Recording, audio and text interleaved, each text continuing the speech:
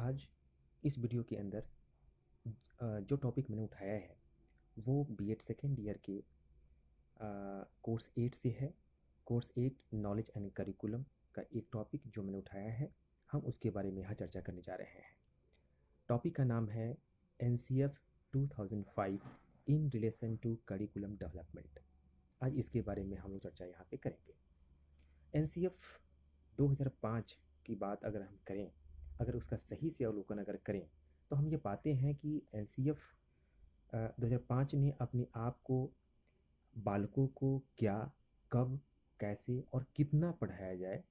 इसके बारे में उसने अपने आप को केंद्रित करने का काम किया है। यहाँ पर इन्हीं विषयों पर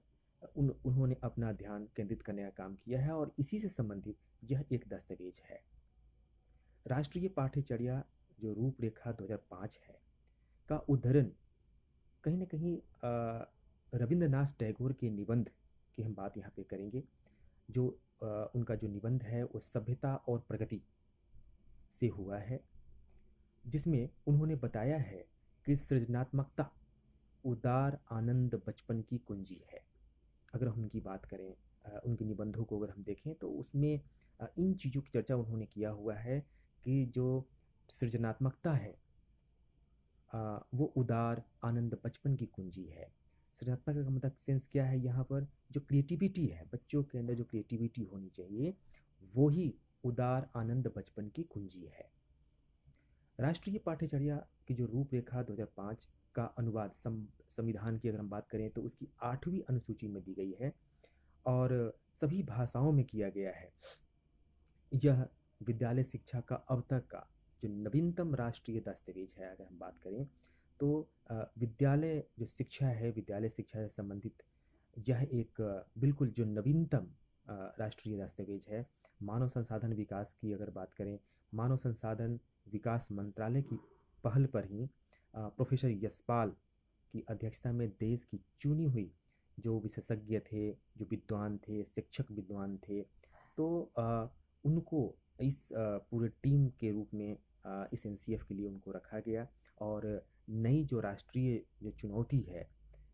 देश के सामने जो थी, कहीं ना कहीं उसकी उसकी रूपरेखा उनके सामने एक चुनौती थी कि रूपरेखा एक तैयार करें ताकि जो करिकुलम डेवलपमेंट की बात यहाँ पे कर रहे हैं, करिकुलम डेवलपमेंट हम किस तरह से कर सकें ताकि बालकों को कब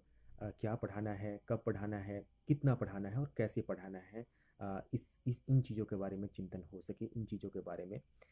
जो बातें हैं वो वहाँ रखी जा सके और उसके अकॉर्डिंग ही हमारे देश के अंदर जो शिक्षा है बच्चों को वो दी जाए। शिक्षा को मुक्त करने वाली प्रक्रिया के रूप में देखा जाना चाहिए। ये बहुत सारे जो विद्वान हैं उनका मानना है और यही जो सोच है वो कहीं ना कहीं NCF की भी सोच यहाँ पे रही। NCF का जब अध्ययन करेंगे तो उसमें हम पाएंगे शिक्षा की प्रक्रिया को सभी तरह से, चाहे जिस तरह का भी शोषण हो, अन्याय है, गरीबी है, लिंग है, लिंग भेद, जाति भेद से ऊपर की तरफ यहाँ पे होना पड़ेगा, ऐसी सोच यहाँ पर दिखती है जो हमारे बच्चों को इस प्रक्रिया से वंचित करते हैं। जैसा कि हम लोग अपने इस समाज के अंदर जो भारतीय कहीं ना कहीं समाज हमारा है, तो उन चीज़ों के बारे में हम यहाँ पर देखते हैं। इससे हम अपने आप को इनकार नहीं कर सकते हैं और यह मानव संसाधन विकास मंत्रालय की पहल पर तथा प्रोफेसर यशपाल की अध्यक्षता में इसका निर्माण किया गया। ज्ञान को केवल किताबी ज्ञान से नहीं बल्कि बाहरी जीवन से जोड़ा जाए। इसके अलावा विद्यार्थियों को जो रंग प्रणाली है, जिसमें वो रट्टू मल वाली जो कहीं ना कहीं उनके अंदर गुण चले आते हैं, या जो हमारी पुरानी परिपाटी थी जो चली आ रही थी, तो उससे मुक्त करने की बात इस NCF के अंदर में रखी गई और वो सुझाव सरकार को दिया गया।